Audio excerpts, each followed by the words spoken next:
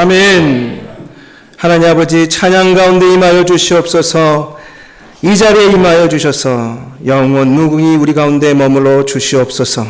하나님, 우리가 예배하는 이 자리에 나왔사오니 주님 이 자리에 임재하여 주셔서 하나님께서 주시는 그 은혜, 하나님께서 주시는 그 복을 받아 누릴 수 있도록 주님 우리 가운데 임재하시고 우리와 함께하여 주시옵소서. 오늘도 주님 말씀을 듣고자 이 자리에 나와 하나님께 귀를 기울입니다. 주님 저희에게 들을 귀를 허락하여 주시옵시며 뿐만 아니라 성령께서 역사하여 주셔서 하나님 저희로 하여금 순종할 마음도 허락하여 주시옵소서. 주님 이 예배가 우리에게 복된 예배가 되게 하옵소서. 예수 그리스도로 기도되옵나이다. 아멘. 네, 오늘은 열왕기하 8장 1절에서 6절의 말씀을 가지고 그리스도인 복된 사람이라고 하는 제목으로 은혜를 나누기 원합니다. 그리스도인들이 기대하는 복이 있습니다. 여러분 어떤 복일까요?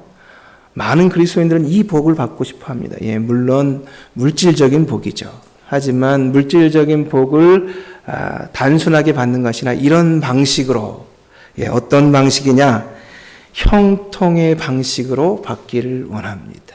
막힘이 없이 계속 열리고 또 열려서 내게 하나님의 은혜가 하나님의 복이 오기를 원하는 소망, 이것이 그리스도인들이 바라는, 특히 우리 한국 그리스도인들이 바라는 복이 아닐까 하는 생각을 하게 됩니다. 여러분 제가 얼마 전에 1부 예배와 2부 예배 사이에 다른 교회에 가서 임시 당회장, 대리 당회장을 해야 되는 일이 있었습니다. 그런데 그 사이가 너무 짧아가지고 저쪽에 가서 논의를 해줘서 담임 목사님을 이제 이렇게 청빙할 수 있도록 도와줘야 되는데 제가 출발하면서 너무 시간이 촉박한 거예요. 기다리고 있을 텐데 말이죠. 늦지 않으려고.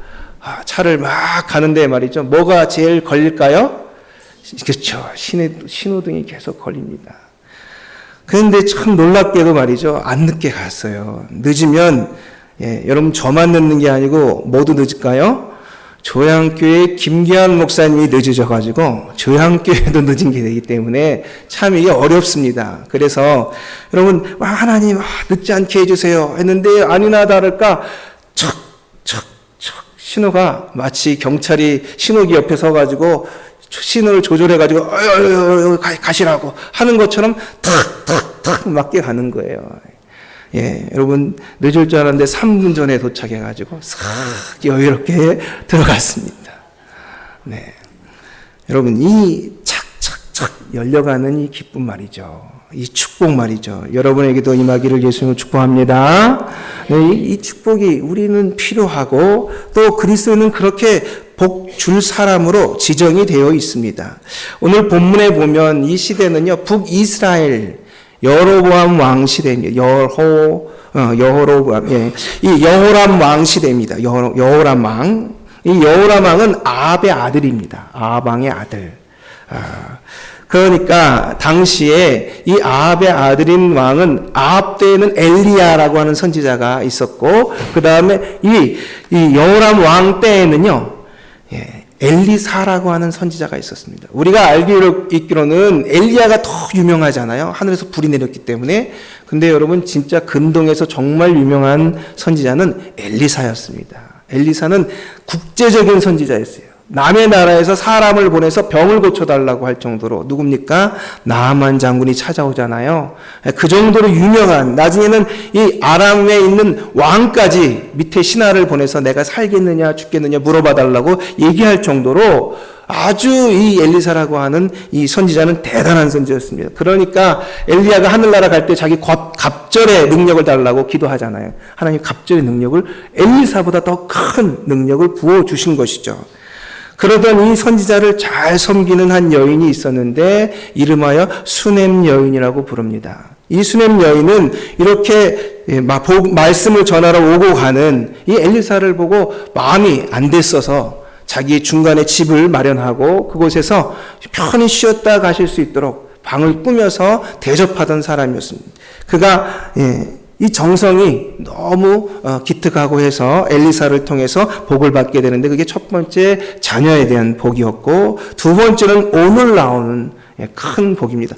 자녀가 죽었다가 다시 살아나는 복도 두 번째라고 치면 이번에 세 번째 큰 복이라고 말할 수 있는데요. 그 복에 대한 내용을 이 여인이 경험하는 복은 형통의 복입니다. 착착착착 열려가는 이 복 말입니다.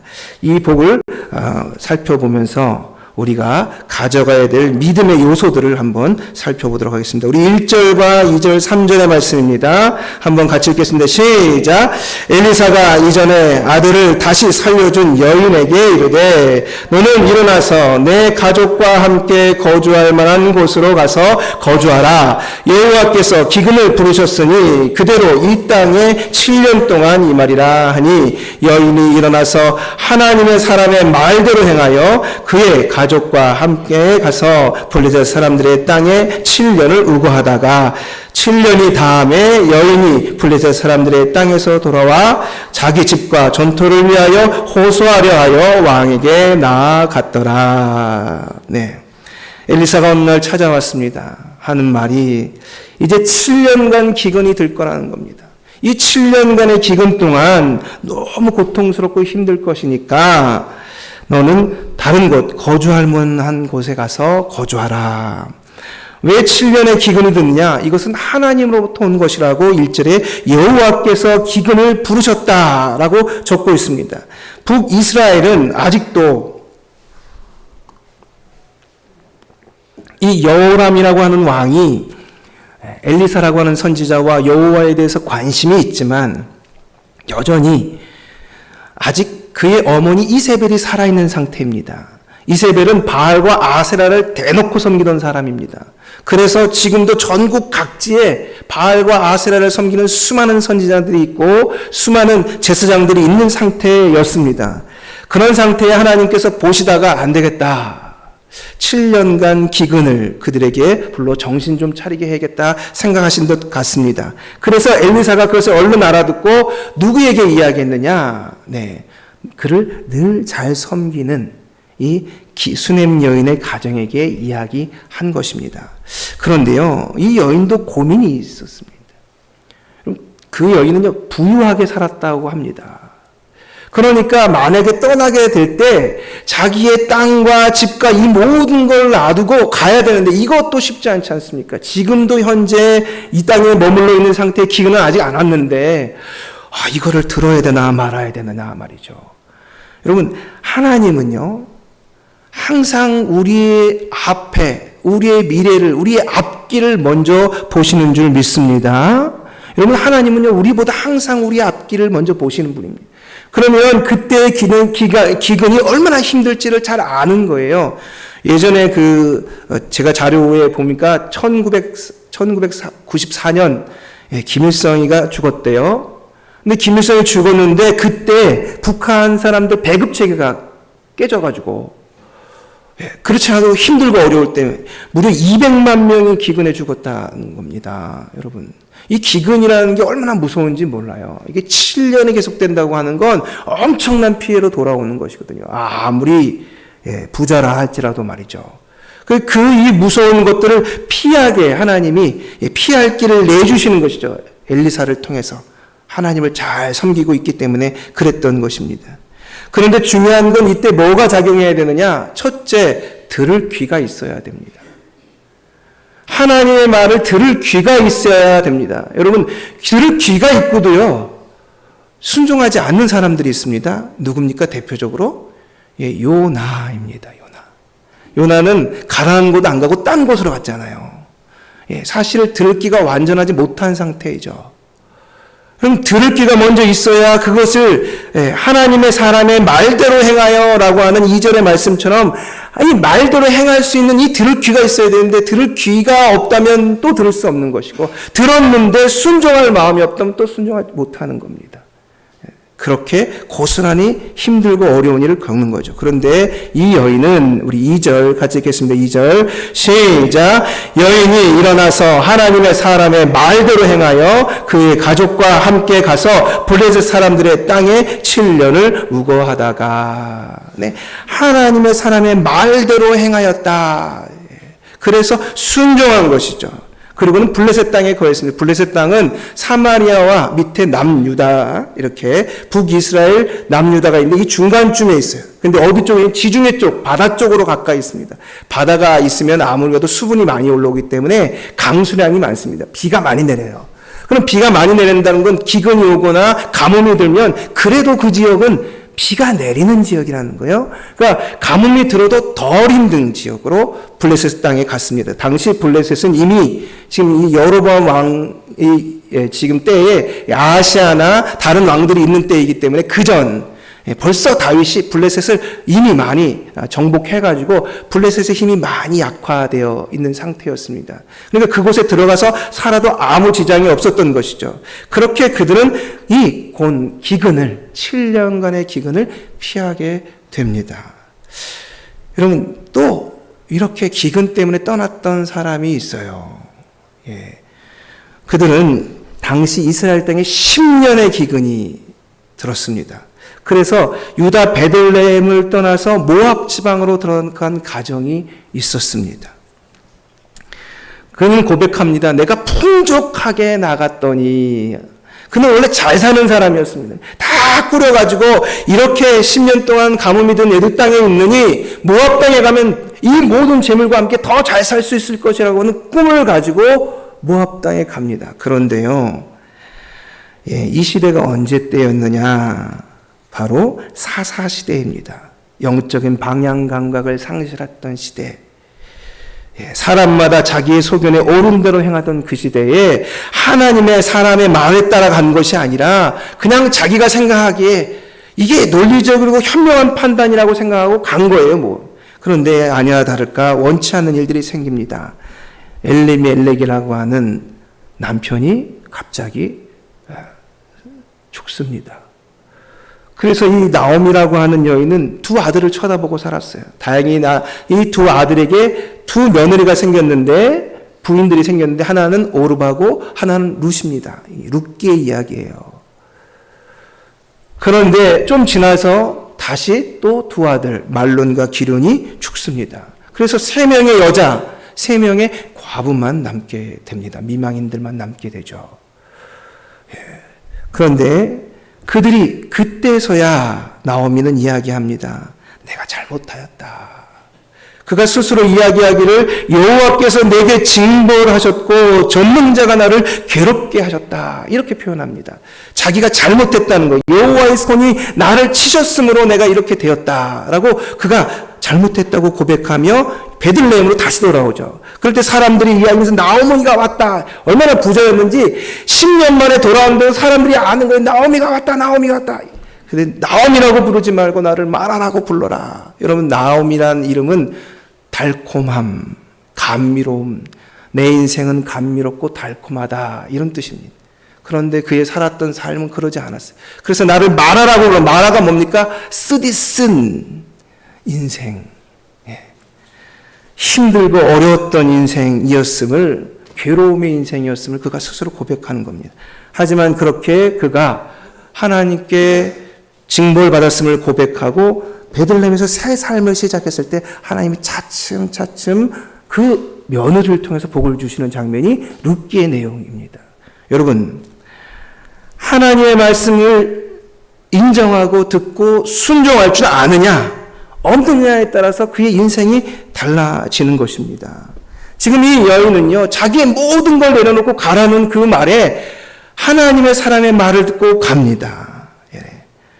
결국 그 여인은 그렇게 기근을 7년 피할 수 있었다라고 이야기하는 것이죠. 여러분, 순종하는 일은 쉽지 않습니다. 왜요? 우리의 본능과 본성을 거스르는 일이기 때문에 그렇습니다. 내 마음대로 살아가는 인생, 내가 생각되는 대로 살아가는 인생을 사는 것이 편하지 순종하는 것은 쉽지가 않습니다. 어디 성경 말씀의 순종 중에 안 좋은 내용이 하나라도 있습니까, 여러분?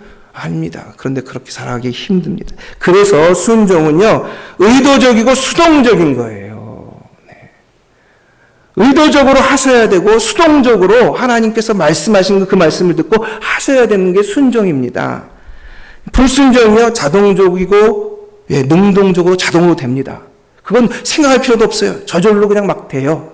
여러분, 그러므로 순종하는 삶을 사는 것을 하나님께서는 지금 이 여인을 통해서 복 주셨음을 보여주는 것입니다.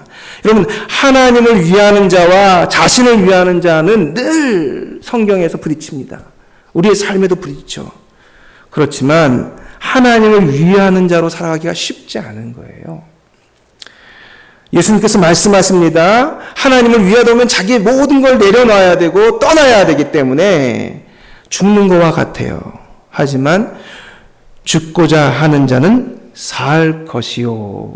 이게 예수님의 말씀입니다. 하지만 살고자 하는 자는 어떻게 된다고요? 죽을 것이다. 여러분, 단지 우리가 무덤에 들어가야 죽는 게 아닙니다. 사는 게 사는 것 같아야 사는 겁니다. 여러분, 많은 것을 가지고도 내 삶이 슬프고 힘들면 사는 것 같지 않은 거예요. 그러므로 하나님께서 말씀하실 때 순종할 줄 알 때 앞길을 여시는 하나님께서 우리에게 그 길로 인도하심을 따라갈 줄 아는 저희들이 되기를 예수님을 축복합니다. 예, 두 번째로는요. 3절 4절의 말씀입니다. 3절 4절 같이 읽겠습니다. 시작. 7년이 다음에 여인이 블레셋 사람들의 땅에서 돌아와 자기 집과 전토를 호소하려 하여 왕에게 나아갔더라. 그때 왕이 하나님의 사람의 사환 게하시와 서로 말하며 이르되 너는 엘리사가 행한 모든 큰 일을 내게 설명하라 하니, 이 여인이 돌아와 보니까 7년 만에 돌아서 그런지 자기 집도 자기 땅도 다 사라진 상태가 된 겁니다. 무너져서 사라진 게 아니고요. 남의 소유가 되어 있다 이 말입니다. 그래서 바로 왕에게 찾아갔습니다. 여러분, 왜 왕에게 찾아갔을까요? 당시에 주인이 부재한 땅은 주로 왕실 재산이 되는 경우가 많았다고 합니다. 그러니까 주인이 부재한 땅은 다 왕실 거예요. 그러다 보니까 왕을 찾아가서 호소해야 하지만 다시 되찾을 수 있는 상태가 된 것이죠. 뿐만 아니라 이 스냅 여인이 가지고 있는 이 소유지는요, 정말 너무 크고 너무 대단한 거예요. 그러니까 이거는 그냥 일반 사람들에게 얘기해서 될 일이 아니고 왕에게 얘기해야 될 일이다 라고 하는 겁니다. 근데 재미난 건 이 여인이 혼자 온 게 아니에요. 누구랑 왔을까요? 아들이랑 왔습니다. 아들이랑 같이 손을 끌고, 아니요, 그 사이에 커서 아이들이랑 같이 걸어서 왔을 수 있죠. 법적, 그 사이에 남편이 블레셋 땅에서 죽었는지 아니면 떠나기 전에 죽었는지 여러 설이 있는데, 어쨌든 남편이랑 같이 와야 될 자리를 아들이랑 같이 왔어요. 이건 남편이 하늘나라 갔다는 뜻이거든요. 그러니까 이 아들과 함께 찾아온 그 여인에게 법적 계승받아야 될 그 아들이 옆에 있기 때문에 더욱더 받을 수 있는 상황이 된 거죠. 여자들은 이 재산을 유대 시대는 잘 물려받기 어렵거든요. 그래서 부인에게는, 그래서 나오미하고 룻이 고생을 하잖아요. 누굴 만나려고? 보아스를 만나려고, 기업 물을 자를 만나려고 엄청 고생을 합니다. 그런데 이 집안에는 아들이 있는 거예요. 여러분, 이 아들 누가 줬어요? 하나님이 줬어요. 이 여인이 이 아들을 필요하다고 했을까요? 아닙니다. 너무너무 엘리사를 잘 섬기는 게 너무너무 고마워가지고 엘리사가 내가 너에게 무엇을 해줄꼬? 하고 묻습니다. 하나님께 부탁해서 뭘 주면 되겠냐고. 제가 아무것도 부족한 것이 없습니다. 얘기해봐. 없습니다. 그냥 종만 잘 섬기겠습니다. 하고 갑니다. 그래서 게하시에게 물어봤어요. 밑에 사환에게. 그랬더니 그 집에 애가 없습니다. 남편은 나이가 많고 여인은 저렇게 있는데 애가 없습니다. 그래? 알았어. 하더니 다음 해에 내년에 아이가 생길 것이다. 했는데 그 아이가 태어나게 된 거예요. 그 아이는 하나님이 미리 준비해서 이 가정에 주신 아이였다는 사실을 이 여인이 순종하고 알게 된 것입니다. 여러분, 이 아이가 없었으면요, 남편의 모든 재산, 집, 이걸 다시 법적으로 돌려받을 방법이 없었습니다. 그런데 하나님은 미리 준비해 놓으신 것이죠. 여러분, 때때로요, 지금 이렇게 되는 이 상황들 속에 사실 그렇게 아들이 오고도 말이죠, 어떻게 증명합니까? 자기의 땅이었다는 것을, 집이었다는 것을 그저 호소할 방법밖에 없는 그런 상황들 속에 아주 묘하게도 아주 기가 막힌 일이 벌어집니다. 다름이 아니라 4절, 5절 같이 읽겠습니다. 시작. 그때 왕이 하나님의 사람의 사환 게하시와 서로 말하며 이르되 너는 엘리사가 행한 모든 큰 일을 내게 설명하라 하니 게하시가 곧 엘리사가 죽은 자를 다시 살린 일을 왕에게 이야기할 때에 그 다시 살린 아이의 어머니가 자기 집과 전토를 위하여 왕에게 호소하는지라. 게하시가 이르되 내 주 왕이여 이는 그 여인이요 저는 그의 아들이니 곧 엘리사가 다시 살린 자니이다 하니라. 이게 웬일입니까? 여러분, 이렇게 호소하고 있는데 딱 그때 그것을 증명해 줄 사람 게하시가 있었어요. 여러분, 이 모든 증명이 한순간에 다 일어납니다. 여러분, 게하시는요, 아니, 진짜라니까요, 아니, 왕이시여, 진짜예요. 에이, 죽은 자를 어떻게 살려. 아무리 대단한 선지라도. 여기 지금 큰 일이라고 하는 건 위대한 일을 말합니다. 위대한 일. 에이, 하는데, 저기 와 있어요. 증명이 됐죠? 여러분, 이 여인은 어떻습니까? 제 땅입니다. 하고 이야기하고 제 집입니다. 하는데 누가 증인이에요? 여기 게하시가 증인이에요. 그럼 왕은 수소문해서 알아볼 필요가 없어요. 누가 와 있어요? 그 죽었다 살아난 아이와 그 여인이 저기 와 있어요. 그러니까 세 명이 한꺼번에 다 그 모든 것을 확인하는 순간이라는 겁니다. 여러분, 이게 어떻게 이런 일이 벌어지냐? 세상에서는 기가 막힌 우연이다 이렇게 얘기하죠. 네. 야, 진짜 운이 좋았다. 여러분, 이건 하나님을 믿지 못하는 사람들의 표현입니다. 모든 일의 원인이 하나님 되신다는 것을 믿지 못하는 사람은 이 기가 막힌 우연이라고 말할 수밖에 없습니다. 왜요? 원인과 결과로 떨어져야 될 이 수치 아니거든요. 이게 어떻게 설명이 됩니까? 설명이 안 되거든요. 그저 우연의 산물이라고밖에 얘기할 수 없습니다. 하지만 하나님을 믿는 성도들은 다릅니다. 예, 모든 일이 하나님의 섭리 아래 있다는 사실을 알기 때문에 이것을 우연이라 말하지 않습니다. 이건요, 하나님의 뜻 가운데 필연적으로 이루어진 것입니다. 요셉이 말합니다. 당신들이 나를 이곳에 팔았다고 근심하지 마소서, 한탄하지 마소서. 하나님이 생명을 구원하시려고 나를 당신들보다 먼저 보내셨나이다. 여러분, 형제들은 다 안 믿을지 몰라요. 자기들이 팔았으니까. 하지만 누구는 믿어요? 요셉은 믿습니다. 이건 우연이 아니라 하나님이 하신 일이라는 사실을, 하나님이 준비해 놓은 일이라는 사실을 알고 있는 거죠. 하나님은요, 미리 준비해 놓으십니다. 순종하는 자가 그때 거기에 오면 그것을 만나도록 준비해 놓으신다 이 말입니다. 여러분의 순종에서 지금은 어렵고 막 달려가는데 그곳에 가면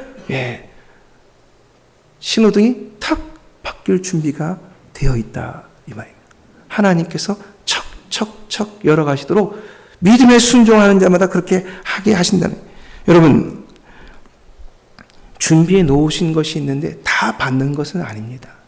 예수님께서 말씀하십니다. 어리석은 자여, 오늘 밤에 내 영혼을 도로 찾으리니 그러면 내 준비한 것이 누구의 것이 되겠느냐. 어리석은 부자가 날마다 쌓는 것을 보시고 예수님께서 하신 말씀이에요. 이 준비한 것은 자기가 준비한 것 같지만 하나님이 주신 거예요. 준비해 놓으신 거예요. 근데 누구께 되겠냐 이 말입니다. 여러분, 이렇게 성경에 보면 자기의 것인데 남에게 돌아간 일이 많이 있습니다. 유대인들은요, 전통적으로 장자를 대단하게 생각하거든요. 그런데 장자가 받아야 될 축복을 둘째가 받은 일이 많이 있어요. 예배에 있어서 가인이 받아야 될 축복을 누가 받았습니까? 아벨이 받았습니다. 셈이 났잖아요. 그래서 여러분, 에서가 누려야 될 이 믿음을 우습게 여기는 이 모습을 보시고 누구에게 주셨어요? 야곱에게 주셨어요. 네, 우리가 잘 아는, 지난번에 계속 반복하는데 장군 바락이 누려야 될 영광을 누구에게 주셨어요? 의심하니까 주부인 야엘에게 주셨어요. 솔로몬이 막판에 하나님을 제대로 섬기지 않으니까 그의 아들 르호보암에게 돌아가야 될 온 나라, 온 축복을 반으로 뚝 잘라서 누구에게 줬습니까?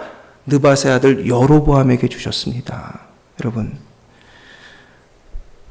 이스라엘 백성들이 누려야 될 구원을 그들이 오신 예수 그리스도를 인정하지 않으니까 누구에게 주셨어요? 이방인들인 우리에게 주셨습니다. 하나님이 순종하고 따라오는 자들, 그 말씀대로 행하는 자들에게 주실 복이 이미 저기에 준비되어 있는 거예요. 그런데 순종하고 따라오지 않으니까 그 복을 못 만나는 거죠. 달려가면 신호등이 바뀔 건데 에이 신호등 때문에 어떻게 가? 아니라 이 말입니다. 하나님께서 아브라함에게 명령하셨습니다. 내 아들을 내게 바치라. 정말 갈등도 하지 않냐고 달려온 아브라함. 그는 같이 올라가서도 수풀에 걸려있는 양을 보지 못했습니다. 그리고 순종해서 잡으려고 합니다. 그럴 때 아브라함아 하고 말리셔요. 내가 이제야 내 믿음을 알겠다 하시고는 옆에 있는 수풀에 있는 수양을 보여주십니다. 누가 준비하신 거예요? 하나님이 준비하신 거예요. 여러분, 하나님이 복으로 이미 우리 앞에 믿음으로 살아가는 자들에게 준비해 놓으신 줄 믿습니다. 여러분, 이걸 믿고 달려가셔야 돼요. 그리스도인들은 그렇게 복이 준비되어 있는 사람들입니다. 단지 뭐 때문에 순종하지 않기 때문에 그 복을 못 만나고 오히려 남에게 잃게 되는 것입니다. 이 여인의 순종은 이렇게 결말을 맺습니다. 우리 6절 같이 읽겠습니다. 시작.